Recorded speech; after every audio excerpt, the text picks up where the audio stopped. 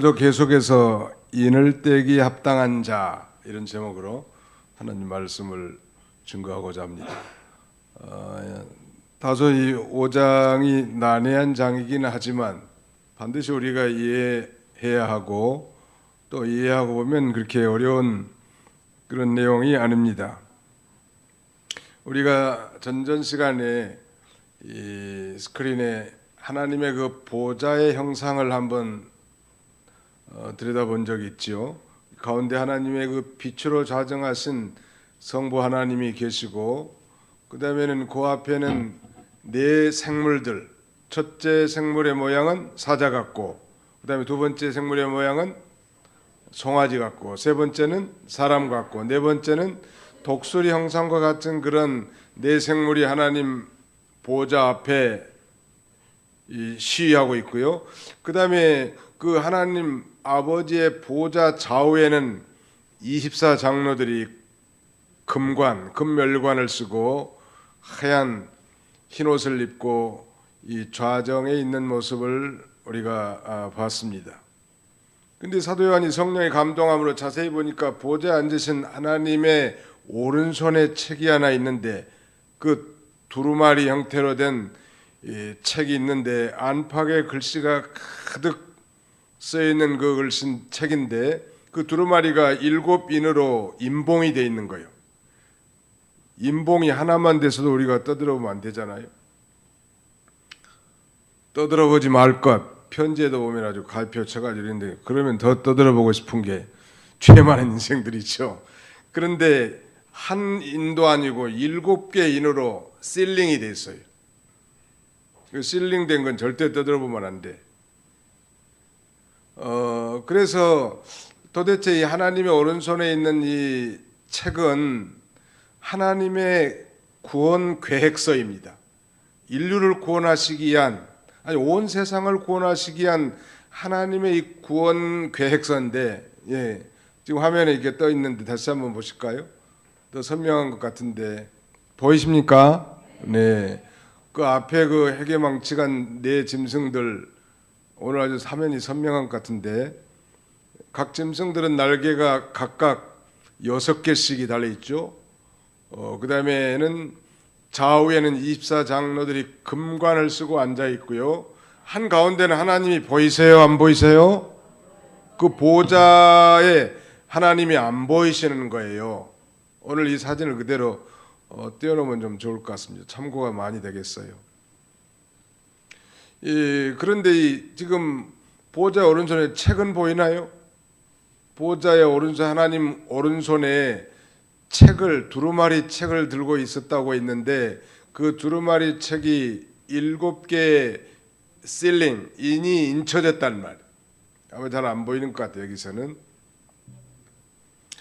그런데 그 책은 바로 이 온 세상을 구원하기 위한 하나님의 구원 계획서예요. 그래서 그 인을 뗄 자가 있어야 하나님이 구원 계획대로 실현되고 성취돼 나갈 것인데, 성령의 감동을 받으니 밤모섬에 기항한 사도 요한은 도대체 인 뗄 자가 하늘 위에도 없고 땅에도 없고 땅 아래도 없고 아무도 저 인을 뗄 자가 없다고 탄식하고 대성통곡을 하는데, 거기에 대한 답이 이제 5절이, 같이 한번 읽읍시다. 5절 시작. 장로 중에 한 사람이 내게 말하되 울지 말라. 유대지파의 사자 다윗의 뿌리가 이겼으니 그 두루마리와 그 7인을 떼시리라 하더라. 누가 그 인을 뗄 자예요? 인을 뗀다는 건 하나님의 구원 계획서대로 지금 구원을 실현시켜 나가는 건데, 하나님의 구원 계획을 실현시켜 나가실 분은 우리가 짐작하건대 바로 성자 예수 그리스도시죠. 그래서 이 하나님의 구원 계획을 밝히 알아서 그대로 실현시켜 나가기 합당한 사람이 누구냐고 천사가 큰 소리로 외치는데, 장로 중 한 사람이 사도 요한에게 뭐라고 말하냐면, 울지 말라. 유대지파의 사자 다윗의 뿌리가 이겼으니 그 두루마리와 그 7인을 떼시리라. 하나님의 구원 계획을 성취할 분은 바로 유대지파의 사자로 오신 다윗의 뿌리, 곧 예수 그리스도. 아브라함과 다윗의 자손 예수 그리스도의 세계라 하면서 마태복음을 시작하는 것처럼 예수 그리스도는 곧 다윗 왕의 혈통을 이어받은 왕으로 이 땅에 오셨고, 하나님의 이 두루마리의 7인을 떼실 자로 합당한 자임을 이제 장로 중 한 사람이, 입사 장로 중 한 사람이 그렇게 말해줬단 말. 그런데 6절 한번 읽어주세요. 내가 또 보니 보좌와 네 생물과 장로들 사이에 한 어린 양이 서 있는데 일찍이 죽임을 당한 것 같더라.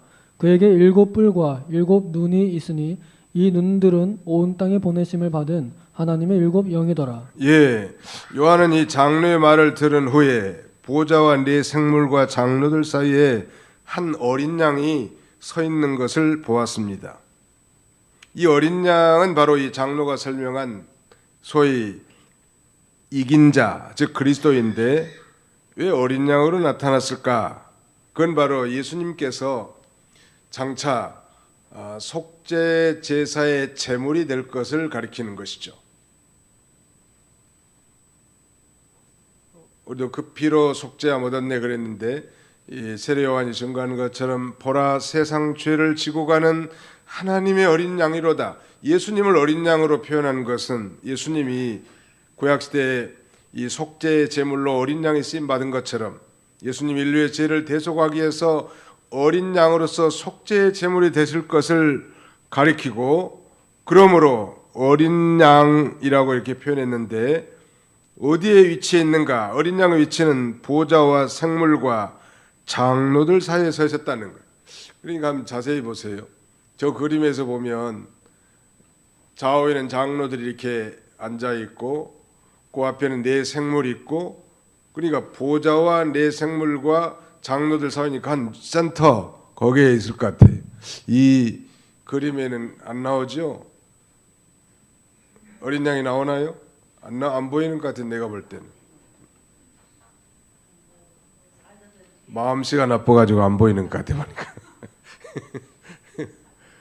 아무튼 안 보이지만 우리가 상상하면서 이해하시면 될 것 같습니다. 그러니까 이 한마디로 말하면 하나님과 인간 사이에 계신 주님이시다, 그런 의미예요. 하나님과 인간 사이에 이 어린 양은 어떤 역할을 하는가? 중보자 역할을 하는 것이죠. 중보자. 디모데전서 2장 5절에 보니까 하나님은 한 분이시요 또 하나님과 사람 사이에 중보도 한 분이시니 곧 사람이신 그리스도 예수라 그랬는데, 이 중보자, 우리가 이미 배운 대로 우리는 태어날 때부터 하나님과 이 죄로 불순종으로 말미암아 원수된 상태에서 태어나는데, 이 하나님과 사람 사이를 화해한 분이 바로 이 평화의 제물로 오신 예수 그리스도고, 그분이 곧 중재자, 중보자. 여러분, 이 중보자라는 말이 그렇게 어려운 말은 아닙니다. 중매쟁이 이렇게 하면 좀 쉬울 것 같아요. 옛날에 중매쟁이가 혼인을 성사시키려면 양쪽에 좋은 점만 얘기해야 되겠어요? 단점도 지적해야 되겠어요? 신랑한테는 신부의 좋은 점만 얘기해줘. 그 다음에는 또 신부한테 가서는 신랑의 좋은 점만 얘기해 주는 거예요. 그래야 결혼이 성립될 거 아니에요. 허물을 얘기하고 나쁜 점을 얘기하면 그 결혼이 성사될 수가 없단 말이에요. 그래서 어떻게든지 하나가 되게 하는데, 조금 이해를 쉽게 더한다고 하면, 아무튼 이 중보자는 양편의 화목을 위해서 존재하는 존재인데, 이 두 사람이 서로 싸워서 원수가 되었을 때 중보자는 나서서 화해를 이루는다. 우리는 태어날 때부터 하나님과 원수 관계 속에서 태어난다고 그랬죠. 옛날에 아버지 아들 간의 불화한 가정이 있었습니다. 그 일을 마음 아파해 여기는 사람은 아내고 어머니 아니겠습니까? 남편과 아들에게 화목을 권면하지만 그 부자간에 이 화목이 이루어지지 않았단 말. 그런데 그 엄마, 아내 된 그 엄마가 이제 얼마 후에 병들어 죽게 됐습니다. 임종을 앞두고 부자는 임종하려는 자기 아내, 자기 어머니 옆에 앉았습니다. 그녀는 이 한 손으로는 자기 남편의 손을 잡고 다른 한 손은 자기 아들의 손을 붙들고 유언합니다. 여보, 나는 죽더라도 당신은 우리 아들을 사랑해 주세요. 아들에게는 아들아, 나는 죽더라도 내 아버지를 꼭 공경해다오. 이런 유언을 하고 잠시 후에 세상을 떠났습니다. 불화하더니 아버지와 아들, 이 아들이 아내와 엄마 유언을 생각하면서 서로 사랑하게 됐고, 또 불경하던 아들은 어머니 유언을 생각하면서 아버지를 존경하게 된 것인데, 여기서는 이제 어머니가 바로 중간에서 아버지와 아들 사이에 중보자 역할을 하는 것처럼, 오늘 우리는 죄로 말미암아 영원한 지옥 형벌 떨어질 비참한 존재들이요, 죄인들이 뭐 서로 키재기하는 것을 도토리 키재기한다, 그런 말을 쓰지요. 도토리가 뭐 아무리 크다고 해도 도토리지 지가 뭐 고구마나 되나요? 이 교회 안에서는 그런 비교해서 사람을 정죄하지 말 것. 우리 모두는 하나님 앞에 다 보통 죄인이 아니고 지옥 갈 수밖에 없는 비참한 그런 죄인이란 말. 이런 자를 하나님과 화목시키는데 이 중보자 역할 하신 분이 바로 예수님이고, 그가 어린 양, 즉 속죄의 제물이 되어서 만고만대의 모든 택한 백성들의 죄를 사하시고 하나님과 화목하겠다는, 우리가 성탄절에 그래서 우리 집사님도 기도하셨지만, 지극히 높은 곳에서는 하나님께 영광이요 땅에서는 기뻐하심을 입은 사람들 중에 평화로다. 즉 은혜로 택함받은 이 성도들이 예수 그리스도를 믿고 하나님과 평화하게 됐고, 내 심령이 평안하고 이웃과도 평안하게 됐기 때문에 이 기뻐하심을 입은 사람들 중에 평화라고 이렇게 노래하는 거예요. 하늘 영광을 다 내놓으시고 인간의 몸을 입고 이 땅에 강탄하신 예수 그리스도, 그날이고 성탄절인데, 성탄의 의미는 그래서 이 기뻐하심을 입은 사람들 중에 평화가 이 땅에 왔기 때문에 우리가 이 날을 기념하고 함께 즐거워하는 것입니다. 그런데 이 어린 양이 어떤 모양으로 왔는지 한번 봅시다. 6절을 다시 보세요. 내가 또 보니 보좌와 내 생물과 장로들 사이에 한 어린 양이 서 있는데 일찍이 죽임을 당한 것 같더라. 그에게 7뿔과 7눈이 있으니 이 눈들은 온 땅에 보내심을 받은 하나님의 7 영이더라. 이 어린 양의 모양이 일찍 죽임을 당한 것 같다고 썼고요. 두 번째는 7뿔이 있고, 세 번째는 7 눈이 있다는 것. 일찍 죽임을 당한 것 같다고 했는데, 그분의 머리나 손과 발, 옆구리에 이 가시와 못과 창에 찔린 깊은 상처를 가지고 계셨단 말이에요. 그러므로 이 요한은 그 어린 양이 신 예수님을 이 단번에 알아볼 수 있었겠죠. 왜냐하면 예수님이 골고다 언덕에서 십자가에서 처형될 때 따라간 유일한 제자가 바로 사도 요한이에요. 가장 나이가 어린 것으로 추정되는 사도 요한이 예수님이 직접 머리에 가시면류관을 쓰고 양손과 발에 대못이 박히고 옆구리에 창이 찔린 것을 가장 근접한 거리에서 목격했는데, 오랜 세월이 지난 후에 예수의 환난을 인하여 반모섬의 유배대에 가서 홀로 주일날 기도하는 가운데 이번 그 예수 그리스도의 어린 양의 모습이 과거에 그 순환받은 그리스도의 모습인 줄 번쩍 이렇게 떠오르게 된 거예요. 얼마나 감격했을까. 사도 요한이 그 십자가에 이 달리셔서 피 흘리시고 양손과 양발에 대못이 박히시고 가시멜류관을 쓰시고 옆구리에 창에 찔리신 일찍 죽임을 받은 것 같은 나이 33세, 세상 나이로 말하자면 그 어린 양을 이제 보좌와 장로들과 내 생물 사이에 서 있는 것을 이제 발견하게 됐는데, 7뿔과 7눈이 있었다고 했습니다. 십자가를 발견하는 건 참 중요한 것 같아요. 저는 지난 시간에도 잠깐 언급을 한 바 있습니다만 이 독일의 이 진센돌프라고 하는 사람이 있는데 이 사람은 이 18세기 독일 작센 지방의 유명한 귀족이 직위는 백작이고 그러니까 진센돌프 백작인데 사회적 지위도 대단하지만 많은 재산을 소유했고 특별히 영지로서 엄청난 땅을 소유하고 있었던 그런 인물이었습니다.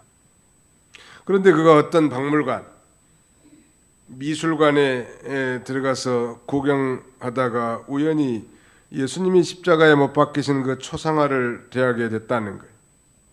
그 해가 나이 18살, 1719년 5월 20일 뒤셀도르프에서 한 미술관을 찾아갑니다.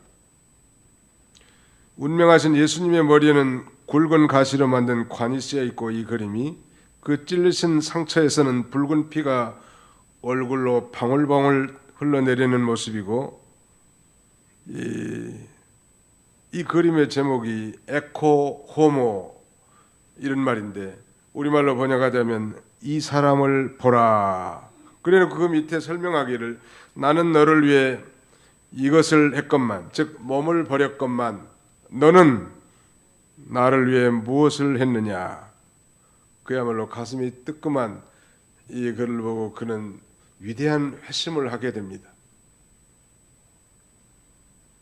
그리고 수많은 선교사들 말하자면 최초에 이렇게 세계 선교사를 보내는 그것도 아주 엄청난 선교사를 자신의 아마 사비를 많이 들여서 그렇게 보내게 됐고 이 소위 모라비안 교파의 창설자가 됐는데 더 중요한 것은 이 감리교의 창시자 요한 웨슬레가 이 모라비안 교도의 이 모임에 가가지고 회심을 했고 영국 국교도로부터 탈출해가지고 이 감리교를 창시하게 됩니다. 그리고 뭐 세계는 나의 교구다 할 만큼 세계 선교에 아주 앞장서는 역할을 하는데 거기에 위대한 이 진센돌프 백작이라는 게 있단 말이에요. 그는 한 폭의 그림, 이 사람을 보라. 순환당하시고 머리에 가시면류관이 쓰여지시고 양 손발에 못이 박히고 옆구리에 창자국에서 피가 주렁주렁 흐르는 그 사진을 보고 평소에도 보았을 수도 있고 지나칠 수도 있겠지만 그날따라 그는 그 그림을 보고 혼절까지는 아니지만 정신이 몽해가지고 그림 앞에 멍하니 서서 예수님이 바로 나를 위해서 이렇게 피 흘리시고 고난을 당하셨다는 걸 확실하게 깨달은 다음에 뜨거운 눈물을 쏟고 그때부터 진력해서 이제 선교의 사역, 위대한 선교 사역을 시작합니다. 그러니까 말하자면 18세기에 세계 선교에 혁혁한 공을 세운 사람 하나를 선택하라면 진센돌프 백작이란 말. 어떻게 그런 일이 있는가? 바로 이 피 묻은 예수 그리스도, 피의 복음을 확실하게 깨닫는 사람, 이런 사람들이 대개 다 선교사로 나가고 또 전임 사역자에 헌신하게 되는 것입니다. 저는 어려서부터 나이 8살부터 교회를 나가기 시작했거든요. 어머니 따라서 아무것도 모르고. 그러나 정말 내가 예수 그리스도를 발견하고 소명을 받게 된 성꿀 하나 찾으라면 요한복음 1장 29절이에요. 보라 세상 죄를 지고 가는 하나님의 어린 양이로다. 이 말씀에 나는 꽂혔어요. 그러면 세상 죄를 지고 가는 하나님의 어린 양이면 그래서 속죄의 제물로 희생되었다면 그 세상 죄 속에는 내 죄도 들어가지 않았겠는가? 나의 과거와 나의 현재와 나의 미래의 모든 죄를 예수님이 2000년 전에 다 도말하셨구나. 그것이 내 마음의 성령으로 확실히 믿어지니까 사죄의 기쁨과 자유함이 넘치게 됐습니다. 그리고 나같이 어려서 주일학교 때부터 교회를 다녔지만은 아직도 정말 저 십자가의 의미를 진정으로 깨닫지 못하고 방황하고 세상을 기웃기도 하는 그런 영혼들에게 내가 목사의 자격이 없지만 복음을 전하고자 하는 뜨거운 열정이 솟아오르더라고. 근데 저만 그런 게 아니라 모든 그리스도를 발견한 사람들의 공통적인 특징이 그거예요. 전하고 싶어. 수가성 여인 형편없는 삶을 살았지만 예수님을 만난 이후에 물동이를 내 던지고 가서 내가 메시아를 만났다고 라고 말하잖아요. 이 전센도르프 백작이 한 유명한 말 가운데 하나는 나에게는 단 한 가지 열정밖에는 없습니다. 그것은 오직 예수님 그분뿐이십니다. I have one passion and that is Christ Jesus. 그가 말한 대로 그는 이 선교의 열정을 당시 18세기에 아주 세계적인 복음 전파가 이루어지기 전인데도 엄청난 선교사를 파송해서 하나님 나라의 한순간 위대한 역사를 이뤘던 인물이 오늘 이 시대도 마찬가지. 누구든지 십자가에 달린 예수 그리스도를 발견한 사람이라면 하나님이 어떤 방법으로든 사용하십니다. 교회에서도 충성하고 헌신한 사람들의 그 배후를 캐보면 은혜를 체험한 사람들, 십자가의 은혜를 체험한 사람들 한결같이. 사도 요한은 그가 젊은 시절에 예수님의 막내 제자로서, 특별히 사랑받는 제자로서 예수님의 십자가에 처형되는 저 갈보리 언덕, 골고다 언덕 꼭대기에까지 올라가서 가장 근접한 거리에서 그가 모든 고난을 다 당하시고 십자가에 죽으신 모습을 생생하게 봤는데,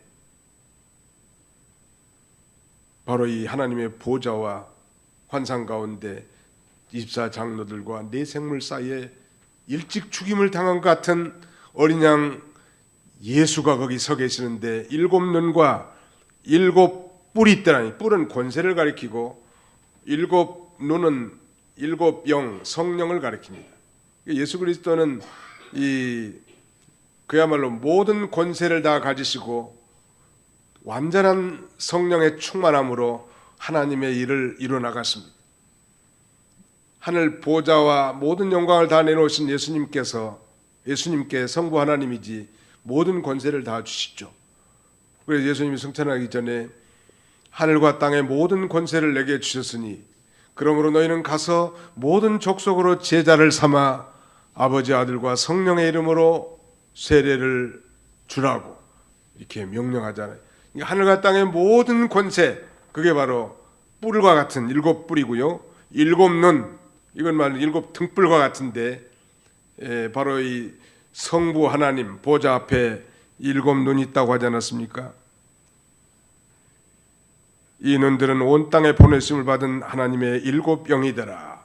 완전한 성령의 충만함으로 이 놀라운 구원 사역을 이루어나갈 것을 우리에게 가르쳐줍니다. 7절, 그 어린 양이 나와서 보좌에 앉으신 이의 오른손에서 두루마리를 취하시니라. 이제 예수님이 성부 하나님 보좌에 좌정하신 성부 하나님의 오른손에서 그 두루마리를 취해서 이제 인을 하나씩 떼는 일에, 즉 구속 성취를 하나씩 이루어 나가는데, 그래서 이제 6장 이하에서부터는 첫째인, 둘째인, 셋째, 넷째, 다섯째, 여섯째인까지 이렇게 띄고, 그때마다 놀라운 하나님의 역사가 나타나게 될 걸 우리에게 가르쳐 줍니다. 성령은 등잔과 같아서 하나님의 보좌 앞을 비추시고, 또 성령은 눈과 같아서 온 세상을 살피시고 사람의 중심을 살피시는 하나님이시죠. 요한계시록 2장 23절 한번 보세요. 그 앞으로 한 장만 넘어가시면 2장 23절에 또 내가 사망으로 그의 자녀를 죽이리니 모든 교회가 나는 사람의 뜻과 마음을 살피는 자인 줄 알지라. 내가 너희 각 사람의 행위대로 갚아주리라. 이 성령님은 모든 교회가 나는 사람의 뜻과 마음을 살피는 자인 줄 알지라고 이렇게 말합니다. 어린 양 예수님은 이런 권세와 능력이 있으시고 충만한 성령의 권능으로 능히 하나님의 구원 계획을 이제 실현시켜 나가게 될 것을 우리에게 가르쳐 줍니다. 여기에 대해서 이제 이제 책을 취하신 결과에 대해서 8절 이하에 쭉 언급하고 있는데요. 8절 우리 한번 같이 8절로 10절까지 한번 같이 읽어보겠습니다. 시작. 그 두루마리를 취하심에 네 생물과 입사 장로들이 그 어린 양 앞에 엎드려 각각 검은고와 향이 가득한 금대접을 가졌으니 이 향은 성도의 기도들이라. 그들이 새 노래를 불러 이르되 두루마리를 가지시고 그 인봉을 떼기에 합당하시도다. 일찍이 죽임을 당하사 각 족속과 방언과 백성과 나라 가운데서 사람들을 피로 사서 하나님께 드리시고 그들로 우리 하나님 앞에서와 나라와 제상자들을 삼으셨으니 그들이 땅에서 왕노릇 하리로다. 이 보좌에 앉으신 하나님께서 어린 양에게 책을 전하여 준 것은 마치 그 왕이 세자에게 이제 왕위를 양해해 주는 그런 전의식과 같습니다. 그의 자녀들을 구속하기 위해서 낮아지셨던 이 그리스도께서 이제 그가 이루신 속죄의 공로를 표창해서 만물을 이제 성자 예수님께 다 다스릴 권세를 맡기신 거예요. 그리고 이제 오늘 본문 방금 우리가 읽은 데는 네 생물과 장로들이 경배와 찬송을 하고, 두 번째는 천천만만의 천사들이 찬송을 하고, 세 번째는 이 만물들이 이제 이 어린 양의 그 크신 공적을 인해서 그 앞에 경배하고 찬송하는 내용이 지금 14절까지 나오는데, 우선 이 첫 번째 네 생물과 입사장로들의 찬송과 경배가 8절로 10절인데요. 이 4장에서 아까 우리 그 사진에서 본 것처럼 4장에서 하나님께 경배하던 그 네 생물과 24장로들은 이제 5장에서는 그 보좌 중앙에 있는 어린 양에게 경배합니다. 이것은 예수님이 하나님과 같이 예배를 받으실 제2위이신 성자 하나님이시기 때문이죠. 제가 지난 시간에 잠깐 언급했습니다만 자유주의자들은 예수 그리스도를 다만 신앙의 모범 정도로 생각하지만 우리 보수주의자들은 예수님을 경배의 대상인 하나님으로 본다고. 어떤 뭐 훌륭한 선생의 모범 정도가 아니란 말.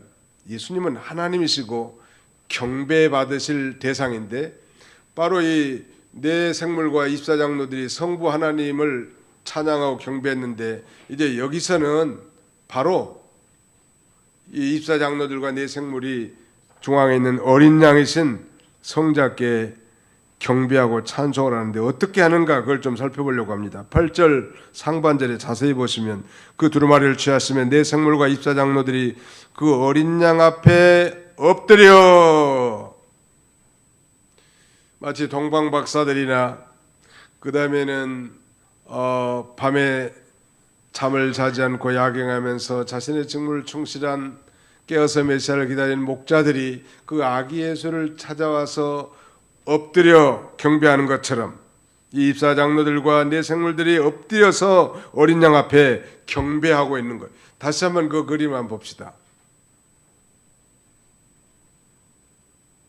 여기는 뭐 엎드린 모습은 아닌데, 아무튼 이건 이제 4장에 관한 내용인데 5장에 관한 그림이 있는지 모르겠어요.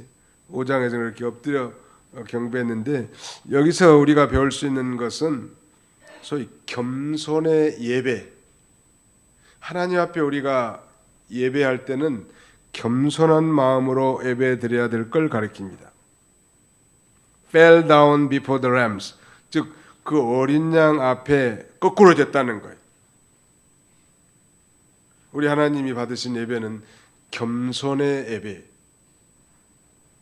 유명한 성 어거스틴은 말하기를 웅변의 제1규범, 웅변의 제2규범, 제3규범도 발음이다.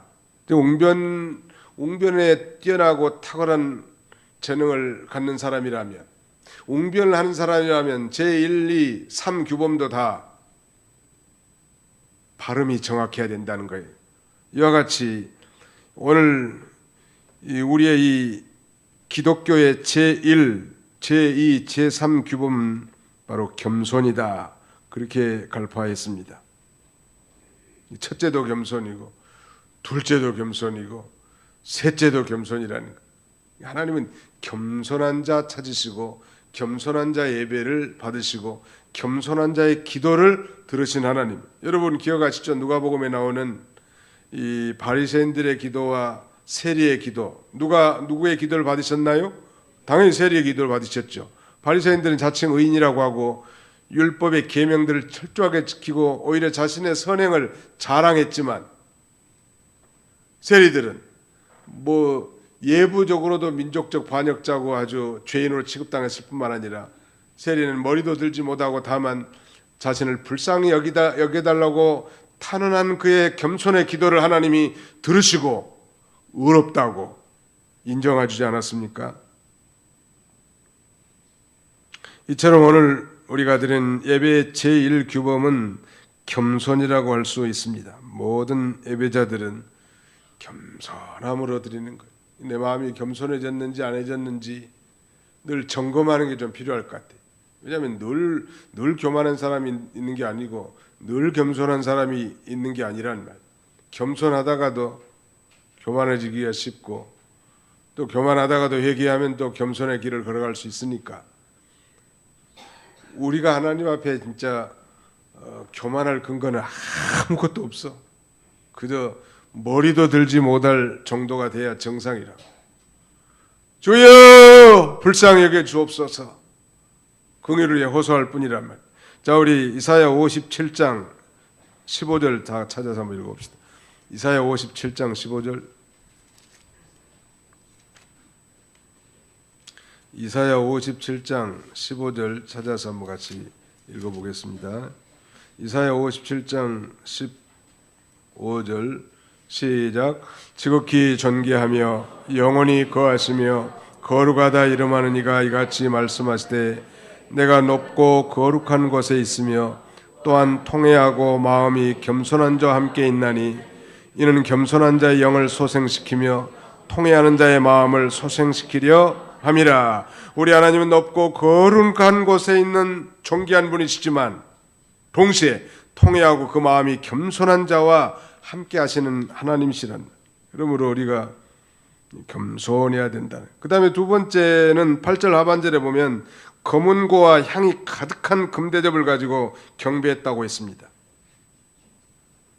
우리 성경이니까 이거 뭐 검은고라고 번역을 했는데 영어 성경에는 하프로 되어 있습니다. 하프. 이 검은고와 향이 가득한 금대접을 가지고 예배하고 경배했다고 했는데 검은고는 뭐 악기니까 찬송을 대표한다면 향이 가득한 금대접은 성도의 기도입니다. 제2차로 우리가 예배, 두 번째 예배에 있어서 중요한 것은 찬송과 기도예요. 겸손함으로 하나님 앞에 나가는 거 필요하다고 했죠. 그 다음에 우리가 하나님 앞에 찬송하고 그 다음에 우리 하나님 앞에 기도하는 거예요. 다윗은 찬송의 사람이고 그야말로 위대한 음악가인데 어떤 악기의 공교함, 어떤 목소리의 기교를 벌여서 찬송한 것이 아니라 진정으로 나를 구원해 주신 그 하나님의 은혜에 감사하는 마음으로 노래하는 것이 진정한 찬송이겠죠. 우리가 주일날 찬송하는 거, 예배마다 하나님 앞에 찬송하는 거 그렇게 해야 마땅할 겁니다. 기도도 마찬가지인데 이 네 생물과 장로들의 이 기도는 금대접에 가득히 담긴 향으로 상징되어 있습니다. 금은 믿음을 상징한다고 하면 이 향은 믿음의 그릇에 담긴 향기로운 기도를 가리킵니다.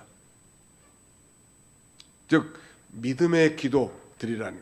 믿음의 기도는 병든 자를 구원하리니 주께서 저를 일으키시리라 그랬고 이 의인의 강구는 역사하는 힘이 많으니라 그랬습니다.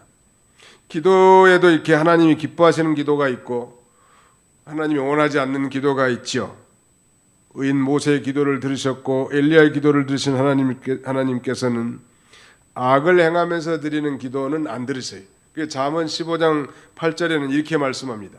악인의 제사는 여호와께서 미워하셔도 정직한 자의 기도는 그가 기뻐하시느니라. 잠언 3장 32절에는 대저 패역한 자는 여호와의 미워하심을 입거니와 정직한 자에게는 그의 교통하심이 있으며, 정직이라는 건 신앙 양심을 똑바로 쓰는 거예요. 신앙 양심을 똑바로 쓸 때 하나님께서 그 심령에 임재해 주시고 그의 기도에 응답해 주신다는, 악인의 제사는 여호와께서 미워하신다는, 그러나 정직한 자의 기도는 그가 기뻐하신 하나님. 우리 회개하고 언제나 기도하기 전에 그래서 철저하게 회개하는 게 필요해요. 죄 짓지 않는 사람이 누가 있냔 말. 그럼 회개하면 다 용서해 준다고 했으니까 철저하게 회개하고 깨끗한 심령으로, 정결한 심령으로, 정직한 마음으로 예배드리고 찬송하고 기도하기를 원하신다는 말.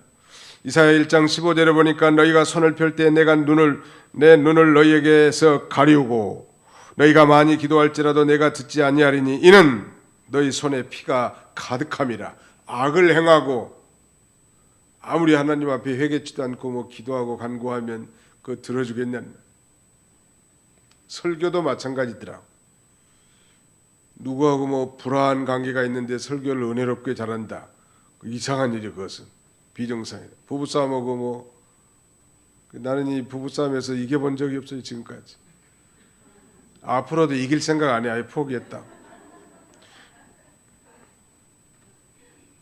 왜냐면 부부싸움하고 와서 여기서 설교하면 설교는 하기는 하겠지만 그게 성령의 교통하심이 있겠냐는 말. 주님을 위해서 항상 항복 선언해.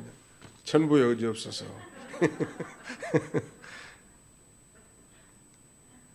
제일 못난 사람이 자기 부인한테 이김질하려고 하는 남자가 제일 못난 남자래.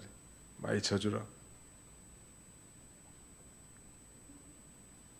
아무튼 꼭 부부관계뿐만 아니죠. 우리 경건생활의 소홀함, 대인관계의 불신실함, 이런 것들이 우리의 경건생활, 우리 이 기도생활을 저해하는 요소들이. 아무튼 이 정직한 자의 기도를 하나님이 기뻐하시고 그의 교통하심이 그런 자에게 있다는. 그 다음에 세 번째는 새 노래를 부른다는 거예요. 9절 그들이 새 노래를 불러. 누가? 즉 네 생물과 입사 장로들이 새 노래를 부른다는 거예요. 어떻게 불렀는가 하면 두루마리를 가지시고 그 인봉을 떼기에 합당하시도다. 일찍이 죽임을 당하사 각 족속과 방언과 백성과 나라 가운데서 사람들을 피로 사서 하나님께 드리시고 그들로 우리 하나님 앞에서 나라와 제사장들을 삼으셨으니 그들이 땅에서 왕노릇 하리로다. 그렇게 노래 불렀는데 이 새 노래라는 건 뭐 가사와 곡조가 새로운 게 아니고 심령이 새로워져서 부른 노래라고 이병기 목사님은 가르치셨어요. 새 노래는 뭔가? 항상 심령이 새로워져서 부른 노래. 똑같은 가사와 똑같은 멜로디라도 정말 어떤 때 찬송 부르면 눈물이 나고 은혜가 되는데 반해서 어떤 때는 그저 뭐 입만 뻥긋뻥긋하고 그리고 형식적으로 부를 때가 있잖아요.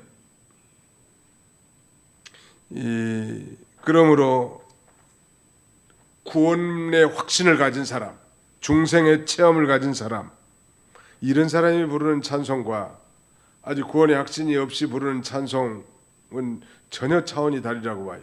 정말 구원의 확신이 있고 심령이 새로워져서 은혜를 체험한 사람의 찬송은 언제 불러도 그건 새 찬송. 우리 301장이 지금까지 지내온 것 중에 크신 은혜라. 384장 나의 갈 길 다 가도록 내 주를 가까이 주 안에 있는 나에게 나의 갈 길 다 가도록. 여러 가지 애송하는 우리 찬송들이 어떨 때는 굉장한 은혜로 다가오는데 그 심령이 새로워져서 부를 때 그러는 거. 여기 지금 입사 장로들이 구원받은 자들인데 입사 장로들은 구원받은 자들의 대표란, 자신을 죄와 사망에서 구원해 주신 그 어린 양을 향해서 만만 감사하면서 부르는 노래, 새 노래. 그런데 이 네 생물은 뭐 타락해서 구원의 은혜를 체험한 자는 아니지만 이 어린 양을 통해서 이루실 하나님의 그 위대한 구원을 바라보고 함께 이렇게 찬송에 동참했음을 여기 본문에 증거하고 있습니다. 오늘 다 하려고 했는데 여기까지만 해야 될 것 같아요. 기도합시다. 거룩하신 하나님 감사합니다. 요한계시록을 통하여 하나님의 이 진리의 말씀을 교훈해 주시고 또 우리가 어떻게 살아야 되며 어떻게 하나님을 섬기고 섬겨 나가야 될지를 우리에게 가르쳐 주신 우리 아버지 하나님의 은혜와 사랑을 진심으로 감사합니다. 내 생물과 입사 장로들이 그 어린 양 앞에 무릎을 꿇어 경배한 것은 우리 하나님은 진정으로 겸손한 자 예배를 받으신다고 하였습니다. 뿐만 아니라 저들이 이제 이 악기와 이 검은과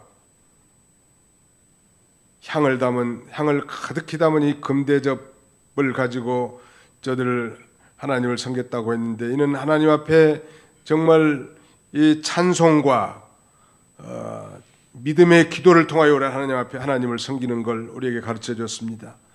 더 나아가서는 우리 구원받은 성도들이 날마다 심령이 새롭게 되어서 하나님 아버지를 노래하고 경배하고 찬양하는 삶을 살도록 교훈해 주셨사오니 듣고 배운 대로 우리가 우리의 신앙생활이 타성에 젖지 아니하고 날마다 심령이 새로워져서 하나님 앞에 가까이 나갈 수 있는 그런 저희들 다 되게 하여 주옵소서. 남은 주간도 주님이 함께해 주시고 특별히 신년 벽도를 맞이하여 금년에도 변함없이 예비된 이 천국잔치에 우리 사랑하는 우리 도봉 모든 가족들이 다 힘써 참여하게 해주시고 세우신 강사 목사님들 갑절의 영감을 더하셔서 준비된 말씀을 선포할 때마다 우리 모든 회중들이 다 은혜 받고 하나님 앞에 영광 돌리는 복된 천국잔치가 되도록 우리 하나님 도와주시고 또 모든 이 음식이나 행사를 준비하는 손길들 차량 운전한 자들 안전운행 하나님 지켜주셔서 모든 일이 은혜 가운데 잘 마쳐지도록 하나님이 축복하여 주시옵소서. 예수님의 이름으로 기도하옵나이다. 아멘.